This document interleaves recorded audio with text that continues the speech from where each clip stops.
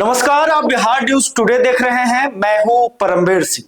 खरमास के खत्म होते ही बिहार की राजनीति में एक बार फिर हलचल तेज होने वाली है। सत्ता, विपक्ष और सहयोगी दल तीनों खेमे से बड़े नेता अब सीधे जनता के बीच उतरने की तैयारी में हैं। खास बात यह है कि ये तीनों यात्राएं अलग अलग राजनीतिक संदेश और रणनीति के साथ सामने आ रही है। सबसे पहले बात मुख्यमंत्री नीतीश कुमार की करते हैं।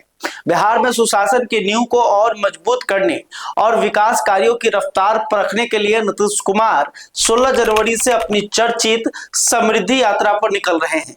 इस यात्रा के दौरान मुख्यमंत्री राज्य के अलग अलग जिलों का दौरा करेंगे, 7 निश्चय योजनाओं की जमीनी हकीकत देखेंगे और सीधे जनता से संवाद कर फीडबैक लेंगे। मुख्य सचिव प्रत्यय अमृत ने सभी जिलाधिकारियों और विभागों को अलर्ट जारी कर दिया है।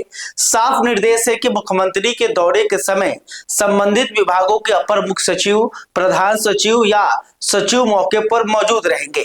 समीक्षा बैठकों में डीजीपी सहित सभी अहम विभागों के आला अधिकारी शामिल होंगे। संदेश साफ है, अब फाइलों से नहीं फील्ड से रिपोर्ट चाहिए।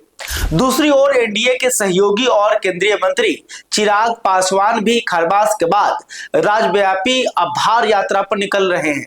पटना में प्रेस वार्ता के दौरान उन्होंने इसका ऐलान किया। चिराग पासवान ने कहा कि लोकसभा चुनाव और विधानसभा चुनाव में मिले समर्थन के लिए जनता और कार्यकर्ताओं का धन्यवाद करना उनका नैतिक दायित्व है। इस यात्रा के जरिए वे बूथ स्तर तक काम करने वाले कार्यकर्ताओं का हौसला बढ़ाएंगे।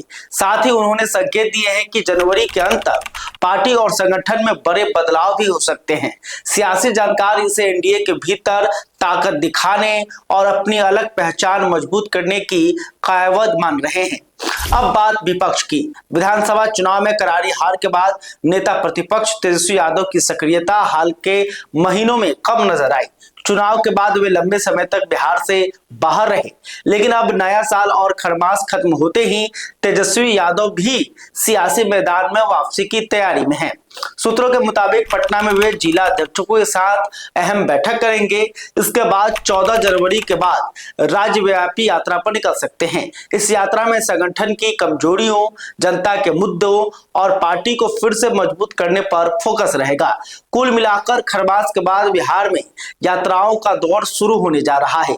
नीतीश कुमार सुशासन और विकास के एजेंडे के साथ, चिराग पासवान धन्यवाद और संगठन विस्तार के संदेश के साथ और तेजस्वी यादव आत्ममंथन और पुनर्गठन के इरादे से जनता के बीच उतरेंगे।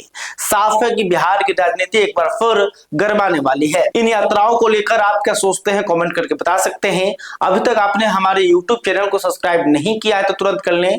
अगर यह वीडियो फेसबुक पर देख रहे हैं तो हमारे पेज को भी फॉलो कर लें। बहुत बहुत धन्यवाद।